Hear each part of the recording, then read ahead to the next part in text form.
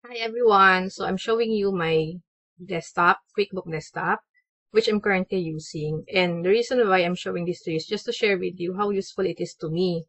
Now, I think nowadays, this is required na maraming online sellers mag-submit ng or mag-register sa BIR. And marami dyan sa inyo rin na talaga makes money. But the thing is, do you have a reliable accounting system?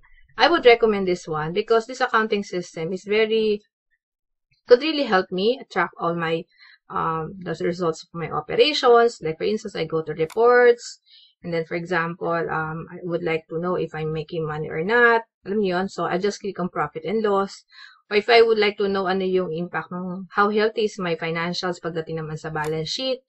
So, alam niyo yun, also, kita mo dyan, oh, I'm still, for example, I'm still negative, kanya, over time, nag-i-improve ba? Lumilit ba yung negative? So, things like that could help you. And one good thing about this is that, since, kita mo rin yung results ng operations mo, you have a feel of what strategies are you going to employ sa business mo. Mag-increase ka ba ng advertising para ma-boost pa yung sales mo.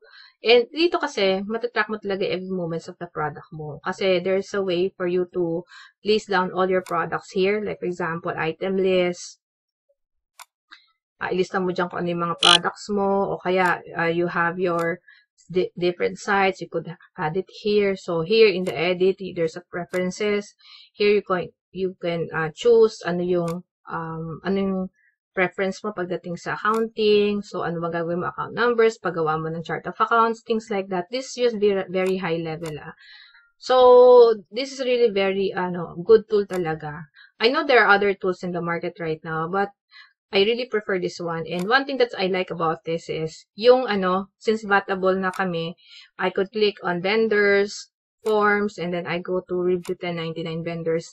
Okay, I hear you. Wala naman tayong 1099 eh. But what's very important with me here is that I was able to generate my list of vendors, tax ID, tsaka yung addresses, which is useful and which is needful pagdating sa pag-submit ng SLSP. Alright, pag-VAT ka na.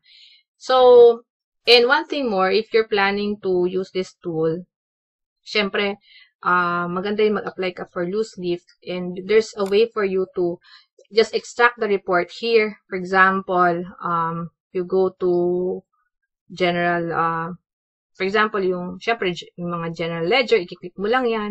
Sa pag-click mo yan, pwede na yan na mismo ang i-print mo, tapos yung ibabind mo. So, kung 6 books ka, there's a way for you to extract this. At saka, hindi ka na magsusot sa libro.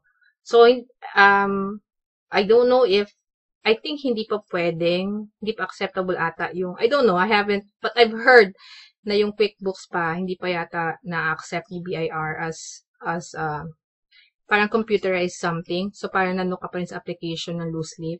But this is helpful talaga. So, na-record mo na siya sa QuickBooks. Just print the reports, the 6 books, general ledger, journal, sales receipts,